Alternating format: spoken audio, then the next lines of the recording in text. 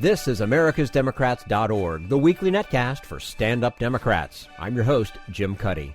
Following the Republican debates, we hear from a prominent presidential historian who says we're in an era of leadership by intellectual and moral dwarfs.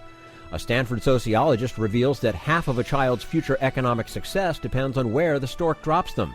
And House Democratic Whip Steny Hoyer tells Bill Press about the outlook for another government shutdown. Are you tired of Tea Party Republicans and Rush Limbaugh dominating the airwaves? Do you want the facts you won't get on Fox or even on CNN? Then stay tuned. Our sponsor, 21st Century Democrats, works hard to get everyday Democrats involved in returning our party to its roots and to success at the ballot box. Sit back and listen, then stand up and fight. And follow 21st Century Democrats on Facebook for all the latest progressive news. We're glad you can join us.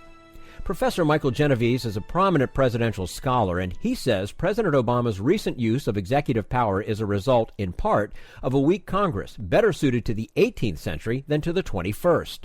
And we say hello to political science professor Michael Genovese, president of the World Policy Institute at Loyola Marymount University, an expert on the presidency, and the author of Presidential Leadership in an Age of Change. Professor Michael Genovese, thanks very much for joining us today on americasdemocrats.org. My pleasure. Good to be here. Nice to have you with us. You say in your book that today presidential candidates seem like intellectual and moral dwarfs compared to their forefathers. Why are presidents in modern times so small, so disappointing, even to their supporters? Well, it's unfair to compare today's leaders to the framers. They were an unusual generation. They truly were the greatest generation. Think about this. In one space of time, you had Washington, Jefferson, Adams, Hamilton, Paine, Franklin. I could go on and on. It was an incredible collection of great men coming along at really difficult times. Today we seem to have a crisis of failed and disappointing leaders, and that's true not just in politics but in our religions, in our schools. I mean, we have a failure of leadership. Now, if you focus on the presidency, if you look at the last 10 presidents who preceded President Obama, every single one of them left office under some kind of a cloud or a shadow. You had Kennedy was assassinated. Johnson couldn't seek re-election because he was going to be defeated. Nixon, of course, resigned a step ahead of both impeachment and conviction. Ford lost his bid for re-election. Carter lost his bid for re-election. Reagan had his second term interrupted by the Iran-Contra scandal. H.W. Bush, not re-elected. Clinton impeached, and George W. Bush, 2 wars and an economic recession. And so we've been in an era of failed leaders, and part of the reason is because the system is set up not to support leadership, but in fact to corral leadership. The history of the presidency shows that as an institution, it only works well in times of crisis. But lately, it would seem, economic ruination and war didn't make the job any easier for George W. Bush or Barack Obama. Well, you're right. Crisis is a kind of liberating force for presidents because most of the time they are constrained by this separation of powers, checks and balances, which severely limit their ability to maneuver. And in a crisis, those kinds of checks and balances move into the background, and Congress usually cedes to the president greater authority. The public demands presidential action, and presidents step into that vacuum. And in fact, crisis did help President Bush a great deal. In his first 2-3 years after 9/11, he was riding high in popularity, 80% range. Congress was a rubber stamp for what he wanted, including some things that we might now look back and say, boy, we should have really given that a second thought. And so for a time, the crisis situation did give Bush a lot of authority. But then we suffered from a kind of war weariness, which is what Barack Obama inherited, 2 wars that we weren't winning. And so for him, the crisis situation had been really, it had lapsed, and now the crisis has become the norm.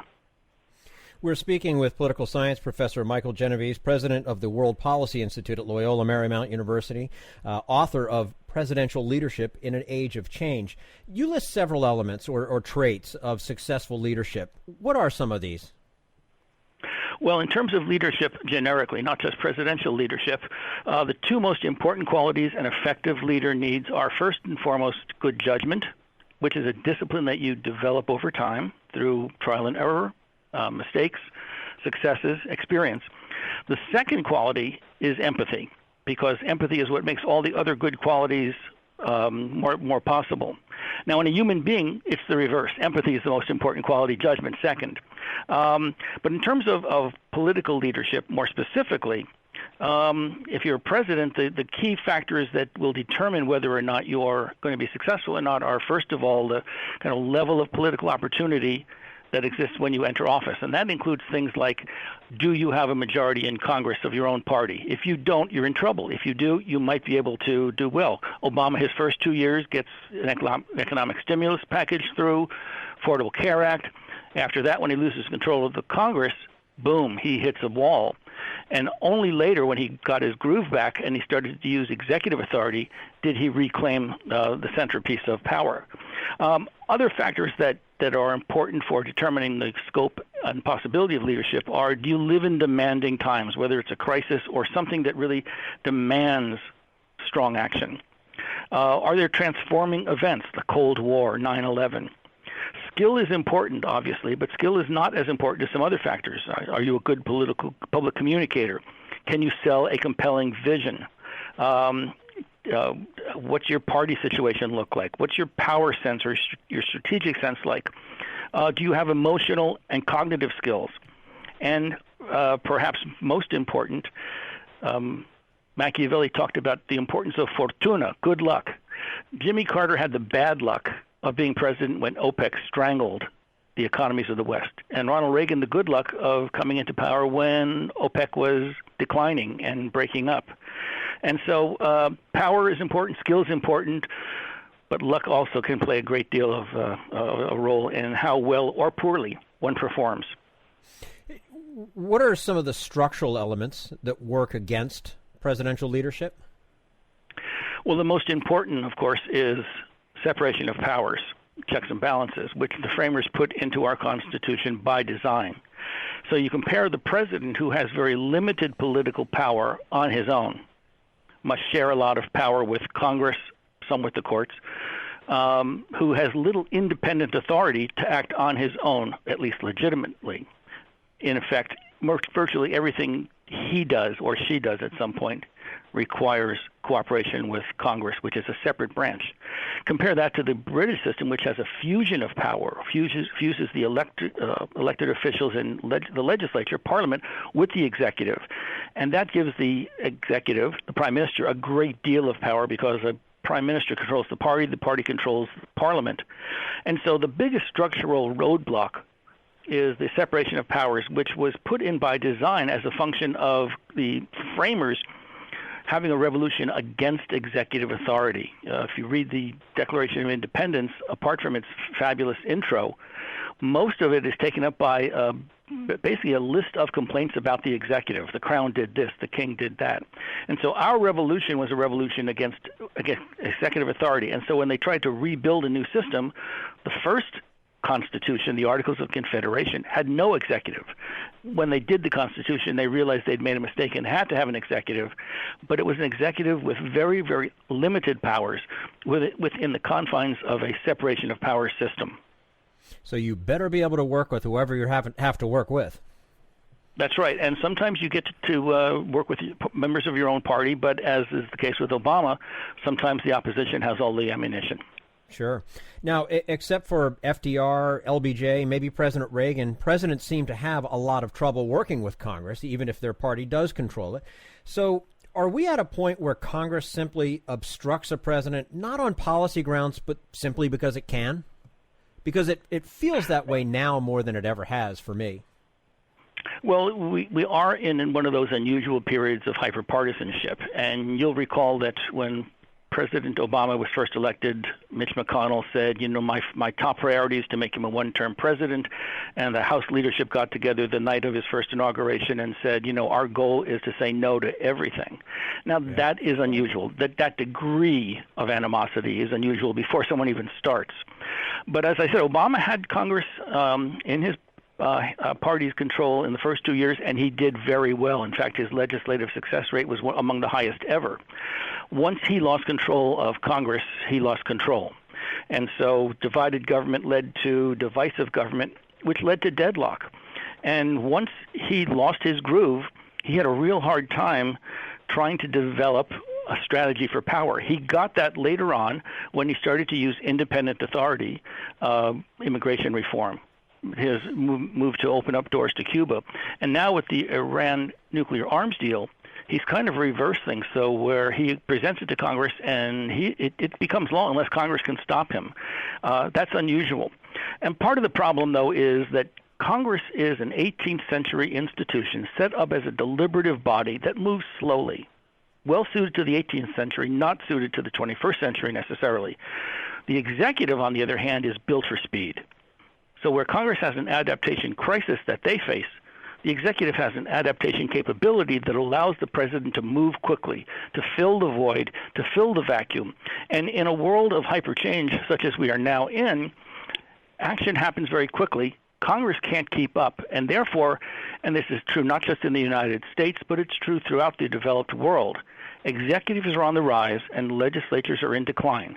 And that's the function of modernization, that legislative assemblies, as valuable as they are and as important to work as they do, are designed for a slower, more deliberative system. The world of today is all about change. And as you know, the only person, this is an old Yiddish saying, the only person who likes change is a wet baby. And so change really has a tremendous impact on the way power is distributed. And the faster change, such as we're into right now, the more you seem to go towards the executive who, as I said, build for speed, can move quickly, can change on a dime. Congress moves slowly. So you've got both the partisan element, hyper-partisanship today, and the institutional problem, a deliberative body versus an executive body in an age of change. Can you change that dynamic? I mean, you can't go in wholesale and just change the way Congress works, can you? Well, there are a couple of things you can do that I would suggest doing. One is I think we need to eliminate the partisan Speaker of the House and do what Britain does, which is have a completely politically neutral Speaker. Another thing you can do is you can rely more on the Gang of Eight in Congress, giving them more authority to fast-track proposals. Another thing you can do is require Congress to vote up or down on presidential nominations. And another thing you can do is what President Obama did with the Iran nuclear deal, which is basically flip things upside down. And so the president proposes it, it'll be law unless Congress says no. That last thing, while it's not really something I would like to see done a lot, because it doesn't have an institutional legitimacy, but if we built our process around that kind of a system, it would modernize the system while still maintaining checks and balances. Congress could still block a president, but this would give, as the Iran nuclear arms deal does, the initiative to the executive and the ability of Congress to stop it, which is, again, flipping upside down the intent of the framers, but it's much better suited to an age of hyperchange. Mm-hmm. Now, you have a number of suggestions for strengthening the presidency. Would one of those be repealing the constitutional limit on the number of terms a president could serve? I very much support the elimination of the 22nd Amendment, because very quickly in the second term, a president becomes a lame duck, which often means he becomes a dead duck. And you don't want that to happen. President Obama has been trying very hard and with some success to overturn that expectation. His decision is, I'm going to keep moving. I've got all the guns pointed at the Republican guns are pointed at each other in this primary race. Some of them are pointed at Hillary Clinton. Guns aren't pointed at me as much. I'm going to move and do as much as I can. And so, you've seen him work yesterday on, very recently, on proposals for climate change, something that he probably couldn't have done a year ago. Congress would have blocked him. Now he's saying, well, I've got some political leverage. I've got some room to maneuver. Let's move on this important issue, so he can highlight issues, raise them, and through executive orders, through discretionary rulemaking, he can make some movement on some important issues. If he had the 22nd Amendment taken off the table, he could also be threatening, well, maybe I might seek a third term, and that's going to continue to make him one of the important players. And I think it would give him a little bit more clout. I'd also like to see a few other reforms, like reform of the war powers, but I think repeal of the 22nd Amendment would help presidents rather than hurt. Political science professor Michael Genovese, president of the World Policy Institute at Loyola Marymount University, author of The Presidential Leadership in an Age of Change. Professor Genovese, thank you so much for joining us today on americasdemocrats.org. We look forward to having you back again soon. Thank you so much. You're quite welcome. And this is americasdemocrats.org, the weekly netcast for stand-up Democrats.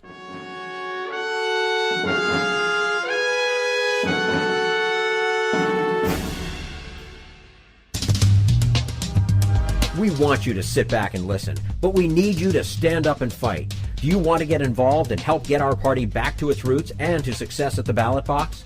You can make your contribution to Democrats for America's Future and help us keep this show going and to elect Democrats who will stand up for democratic principles. Go to americasdemocrats.org and click on Donate at the top of the page.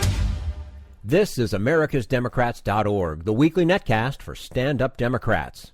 What are the factors that determine whether children born today will be economic winners or losers when they grow up? Sociologist David Grusky has a surprising answer: the stork. We'll find out more about that in just a moment. Right now, we turn to Jim Hightower, America's #1 populist, for his common sense commentary. Once upon a time in our good old US of A, presidential contenders and their political parties raised the funds needed to make the race. How quaint. For the 2016 run, thanks to the Supreme Court's malicious meddling in the democratic process, corporations and billionaires have taken charge of the electoral game. These very special interests, who have their own presidential agenda, now put up the vast majority of funds and run their own private campaigns to elect someone who'll do their bidding. So far, of nearly $400 million raised to back candidates of either party in next year's race, half of the money has come from a pool of only about 400 people, and 2/3 of their cash went not to candidates, but into corporate-run super PACs. For Republicans, 77% of the funds have gone to super PACs. This is because the Supreme Court decreed in its reckless Citizen United decision that these non-candidate campaigns can take unlimited sums of money directly from corporations. Therefore, a very few wealthy powers can pour money into these murky political operations and gain unwarranted plutocratic power over the election process.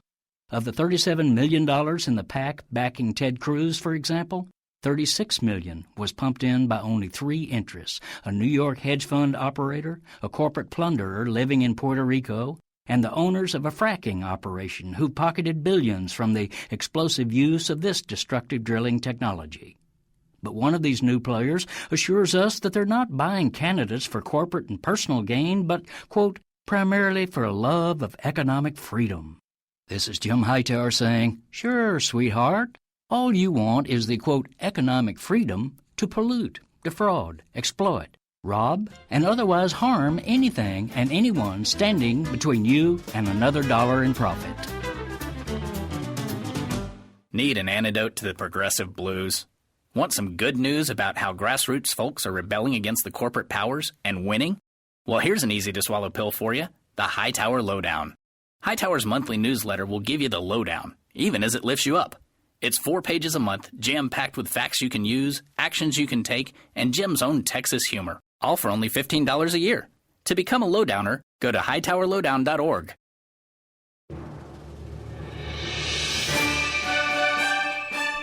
This is americasdemocrats.org, the weekly netcast for stand-up Democrats. America has always prided itself on social mobility, but a new book by sociologist David Grusky says we're less upwardly mobile than most other well-off countries. And he says it's because some children might have chosen the wrong parents. And we say hello to David Grusky, professor of sociology at Stanford University, director of the Center on Poverty and Inequality. He's also co-author of a new study about intergenerational mobility in America. David Grusky, thank you for joining us today on americasdemocrats.org. Well, thanks for inviting me. It's a pleasure to talk with you. And our pleasure to have you with us. Tell us what your study means to those who believe in that Horatio Alger myth that hard work and diligence can overcome poverty and make you wealthy. What do the numbers say? Well, first off, I'd like to acknowledge the lead author of the study, Pablo Mitnick, and also my co-authors, Victoria Bryant and Michael Weber. So what do the numbers tell us about mobility in America? The numbers tell us that there isn't all that much mobility. that when you're born and the stork is flying you to your new home, it matters where the stork drops you. The children who are so lucky as to be dropped into high-income households can expect on average to have much higher incomes than children dropped into low-income households. And I can get really concrete about that. We used a measure called the intergenerational income elasticity that tells us the percent increase in income that a child can expect to secure for every percent increase in the income of her or his parents. And we found an income elasticity of 0.52 for men and 0.47 for women, which means that about half of parental income advantages are passed on to children. That's a big number. Wow. What made the methodology of your study so unique? Well, in past research on economic mobility in the U.S., scholars have relied on longitudinal surveys tracking child-parent pairs, and those are limited. Those studies are limited because the sample sizes are small, because high-income families are not well represented, and because self-reports of income might not be entirely accurate. So what we did was use tax data that are based on large samples, that include lots of high-income families, and that rely on income data that are likely to be more accurate than self-reported income data from surveys. Now, I should say there have been a few other studies based on tax data, very important studies, but our study differs from those prior ones because we measure income and earnings when the children are much older, between 35 and 38 years old. And when you measure mobility when children are older, you tend to gain better estimates of the amount of mobility. So people are not only inheriting from their parents genes, but their likelihood of economic success? That's right. So when the stork drops you into a high-income family, you're advantaged in lots of ways. You're typically going to have, for example, high-quality childcare. You're typically going to grow up in a nice neighborhood with lots of amenities. You're typically going to go to high-quality primary and secondary schools. And you're typically going to attend a nice elite college that not only increases your chances of earning a lot, as we well know, but also increases your chances of marrying someone and marrying someone who can bring a lot of money into your family household. So it's all good when the stork drops you in the right place. We're speaking with David Grusky, professor of sociology at Stanford University. And David, even though income disparities and generational mobility have been well studied, don't most Americans still believe you can start out at the bottom and rise to the top? And why would they believe this? Well, I think it's important to own up that part of the blame for that belief, that false belief, if you will, part of the blame rests on the scholarship in the field, rests on academics. Because high-quality data haven't been available until recently, there's been a wide range of estimates about exactly how much mobility there is. And we can't blame the public for being a bit confused. Academics have been a bit confused. The estimates that we've now secured from very high-quality data make it clear that there's a substantial benefit to be had from being born into a high-income family. Where the stork drops you matters a lot. And so it's now just a matter of disseminating those results. And it has to be borne in mind that it took decades for the public to fully appreciate just how much income inequality there is in the U.S. We now know that. It's probably going to take decades again for them to fully appreciate just how little mobility there is. Can you put a dollar or a percentage figure on the difference between, say, growing up in a high-income family versus a low-income family? Absolutely. So if you're a boy, say, born into the 10th percentile of parental income, you can expect a future household income on average of about $34,000 in 2010 dollars. If instead you're lucky and you're born into the 90th percentile of parental income, you can expect a future household income of $105,000, which is more than 3 times as much. And that ratio is about the same for girls. And so the upshot is when the stork is delivering you to your house, you might want to whisper into that stork's ear and indicate a preference for being dropped into the 90th percentile rather than the 10th percentile. And that's going to net you on average 3 times more income as an adult. I wish I had that kind of pull with the stork. I mean, I don't know of anybody that has a whole lot of control. But there has to be, I mean, obviously somebody that's in a position, they're able to send their kids perhaps to, quote unquote, better schools and that sort of education. So it just seems like this snowball effect. How is there anything that's looking at, okay, what do we do to perhaps correct this? Because to me, it doesn't quite seem fair. You get dropped in by that stork. You had no say in the matter. I mean, shouldn't you be given a shot, especially, in the land of opportunity? Absolutely.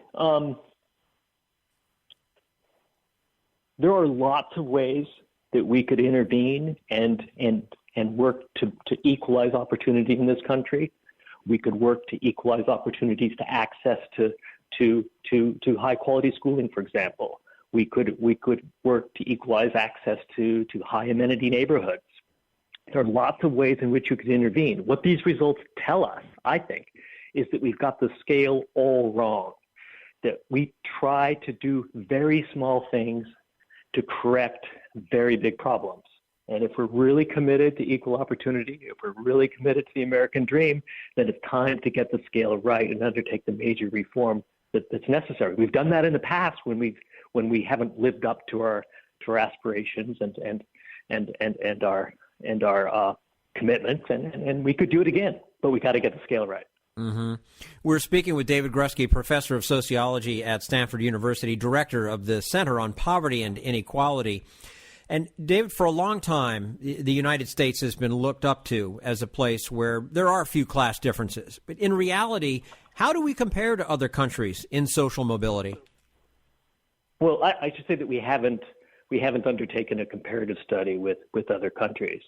But that said, the estimates that we've reported here suggest that there's less mobility in the United States than in most other well-off countries.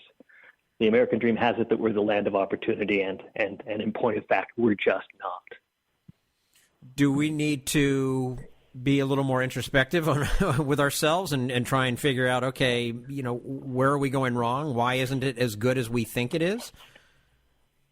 I think we do. I mean, this is a country that's famously aspirational with respect to its ideals. It has an extraordinary set of ideals, and in the past, when we haven't lived up to those ideals, we've sometimes, not always, but we've sometimes done something about it. We've undertaken major institutional reform.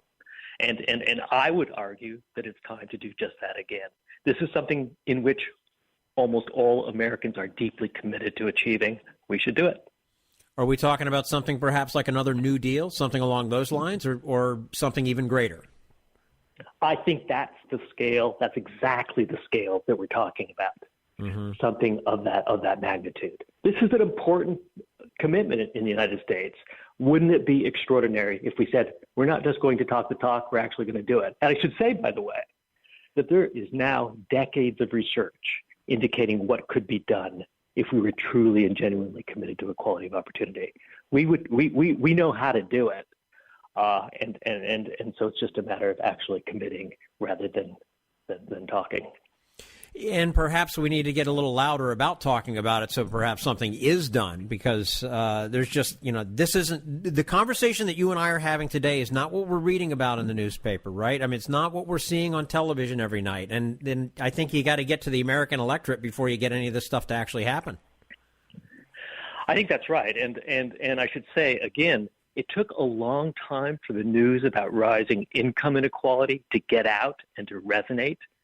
But it did eventually get out and resonate, and there's much more discussion about that result now than in the past.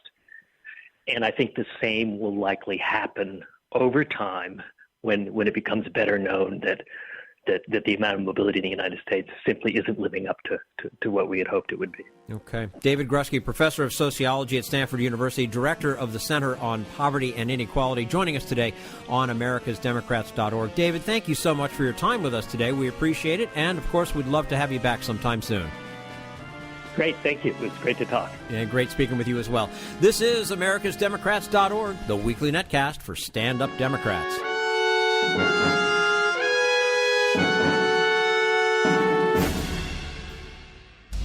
We want you to sit back and listen, but we need you to stand up and fight. Help get our party back to its roots and to success at the ballot box. Make your contribution to Democrats for America's Future to keep this show on the air and help elect stand-up Democrats.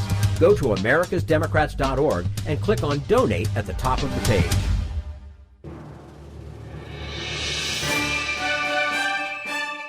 This is americasdemocrats.org, the weekly netcast for stand-up Democrats. And now, Bill Press and his guest, House Democratic Whip Steny Hoyer. Here in studio with us today, Jimmy Williams is executive editor of Blue Nation Review. Jimmy, we've been talking a lot about last night's debate. Yeah. Let's come back home here to Washington, D.C., where there's a lot on the agenda as well. And right in the middle of it, our good friend representing Maryland's 5th Congressional District, most importantly, the number 2 leading Democrat in the House of Representatives, our good friend Congressman Steny Hoyer. Congressman, good to have you with us. Good morning, Bill. Always good to be with you. So were you up all night last night watching the Republican debate?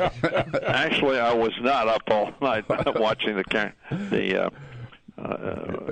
debate, which I think, I was thinking about the debate this morning, and it's sort of it's a caricature of responsible debate, a sort of a comedy routine, which I think is unworthy for a great democracy. It's just amazing what the Republican candidates are presenting themselves and their party as, I think. Yeah, I mean, they so much of it was spent on wanting to tear everything that's been accomplished down, right? Yeah. Get rid of Obamacare, get rid of the minimum wage, get rid of this everything, turn everything back, and nothing really, I thought, positive about where they want to take the country. And that, the problem with that is you can disagree with policies of the administration, but they were addressing real problems. Mm-hmm. And you ought to have some alternative, and the Republicans, either in the Congress or in those debates, don't have real alternatives, real solutions for people. Donald Trump, of course, says he's going to fix it, but he doesn't say how he's going to fix it. Yeah. Now, they did get around, you knew they would, to the question of shutting down the government, Congressman. Right. And it's hard to believe, given their past history, but there's serious talk about doing it again. How's that going to play out? Well, I think the Republicans, for some period of time, have used as a political strategy and tactic the shutting down of government. They say they don't want to shut it down. They say it's not a good policy. McConnell says that. Boehner said it's not his intention to shut it down. 2 Republicans, Tom Cole, Charlie Dent, and Senator Dan Coates, all said essentially they don't want to use a failed tactic for political purposes, knowing it's not going to succeed. Having said that, they shut it down in 95, shortly after they took over, and won the election in 94. They shut it down 3 times, costing the economy substantial sums. They shut it down in 2013, costing some $24 billion to the economy. They came very close earlier this year to shutting it down, and the real stark figure, Bill, is that when we voted to fund the Department of Homeland Security, which everybody in the Congress wanted to fund.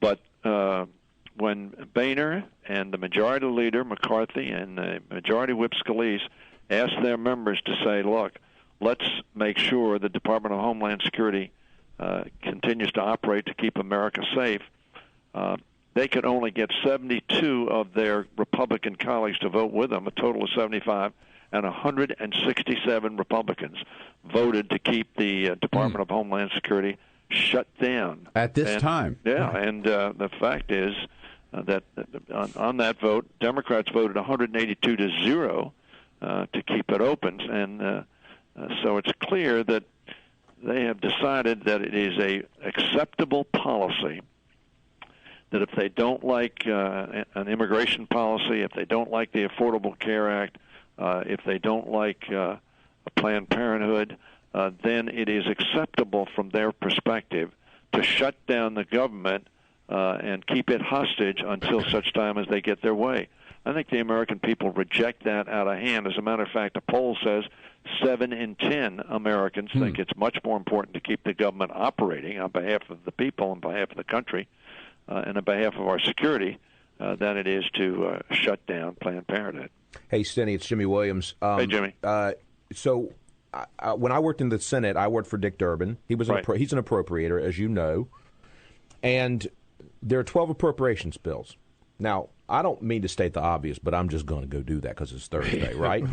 But this Article 1, Section 8, Clause 1 of the Constitution says the Congress has the power of the purse. And that's really, I mean, if you boil it down, that's really all y'all have to do. All you got to do is pass 12 appropriations. Or you can pass one and just do one big, huge, massive spending bill to keep the government open. Otherwise, everything can basically wait. I mean, we've seen that, of course, right? Right. The Senate's passed 0 appropriations bills this year. Not one. And it is September 18th? 17th. I'm a day ahead. The House, as you know very well, can't seem to pass bills because they seem to think that Confederate flags ought to be, sold in national parks. What is happening? When did the appropriations process become Dems versus Republicans and Republicans versus the entire country? Well, Jimmy, I served on the Appropriations Committee for 23 years before I became majority leader. And so from 1983 through 2006. And the Appropriations Committee was probably the most bipartisan committee. Right. People sat down and tried to meet their responsibilities to fund the objects of government, both national security and education and healthcare and highways, the things that make our economy and our country grow. It has unfortunately become, however, first of all, an afterthought. There is a sense in the Republican leadership that no matter what their rhetoric about passing bills is, as you just pointed out, the Republicans in the House of Representatives have the votes. They can say in the Senate we don't have the votes because you can shut it down to 60 votes. But in the House they absolutely have control, and they can pass anything they want to. Mm-hmm. They passed 6 of the 12 appropriation bills, notwithstanding the fact they said it's going to be regular order, we're going to pass the bills, we're going to move them to the Senate. 6 of the bills have never been brought to the floor, and we are now 7 legislative days from the end of the fiscal year. Right. That is totally irresponsible, but it is the demonstration that they are a deeply divided party, hoist on the petard of their radical right, and so they find themselves unable to move responsible bills, unwilling to come across the aisle and compromise so that we could pass bills overwhelmingly with Republican and Democratic votes. As I pointed out, when Boehner said, look, let's keep the Department of Homeland Security open, and the majority leader and the majority whip said to their members, that's the rational thing to do, they only got 72 of their colleagues to join them, and 167 of their colleagues stamped their foot on the ground and said, no, unless we get our way, we're not going to vote to even open up and keep open the Department of Homeland Security. So that's that seems to be the situation in which we find ourselves, and it's really sad because the Democrats are prepared to compromise. The Democrats didn't necessarily like the numbers on some of these bills, but each time when it came time to open up the government, keep it running, Democratic votes were there in league with Republican votes to do it. But unfortunately, it was after a crisis had been precipitated, confidence had been undermined, and federal employees and people who utilize the services of the federal government were put in a great quandary and concern. Congressman, you mentioned Planned Parenthood, which is certainly one of the big issues today. But the other one is that I don't understand, maybe you can help us here, is the Export-Import Bank. I always, as a Democrat, right, I always thought of this, well, this is the Republican deal. This is to help big business or to help businesses or whatever. And Democrats kind of went along with it. Yeah. And now it's up for renewal, and it's the Republicans who want to kill the Export-Import Bank, and businesses are saying, wait a minute, we need your help. What's going on with that? Well, again, we have a hostage-taking. And the Export-Import Bank is one of the hostages, and the far right of the Republican Party has decided that the XM Bank should be shut down as an object of them shutting down government. Now, it's ironic because the Export-Import Bank gives to the federal government about $500 million a year in monies that it makes. Really? So it's not a tax taker; it's a tax reducer. Secondly, what the Export-Import Bank does is make sure that we're competitive with about 60 other export-import banks around the world that are making the goods made in those countries cheaper for people to buy from outside their countries. GE just said it's going to move 500 jobs. Other various corporations have said they're going to have to move jobs overseas because the Export-Import Bank has been now shut down for new loans and new assistance to exporters. Now, exporters, what are exporters? Exporters are people who make things in America with American workers, creating American jobs and selling goods overseas. The Export-Import Bank helps them facilitate those sales and makes us competitive. Those dirty it is irrational that the Republicans are shutting it down. Ironically, some of their historic allies, the Chamber of Commerce, the Business Roundtable, the National Association of Manufacturers, other business organizations are all saying to the Republicans, pass the Export-Import Bank. Yeah, it makes no sense. Makes no sense at all. We're going to let you go, Congressman. But before you go, did you want to make an endorsement in the Maryland Senate race this morning? We want to make that big news here. I really appreciate that opportunity, Bill, but I'm going to pass on it this morning. All right. Best answer you can give, Steny. Good try. Bye. All right. Thank you. You're a good chance. Mean girls up in here this morning. Swing for the fences, man. Might as well ask. Congressman Steny Hoyer, our majority whip, Democratic leader in the House of Representatives, and we're proud and happy to have him there. That's all for americasdemocrats.org. Thank you to all who made today's show possible. Michael Genovese, David Grusky, and the entire Bill Press team. And thank you for listening. If you liked what you heard, please get involved in our efforts to keep this show going and to elect Democrats who are bringing the party back to its roots. Go to americasdemocrats.org and click on Donate at the top of the page. And be sure to find 21st Century Democrats on Facebook. For americasdemocrats.org, I'm your host, Jim Cuddy.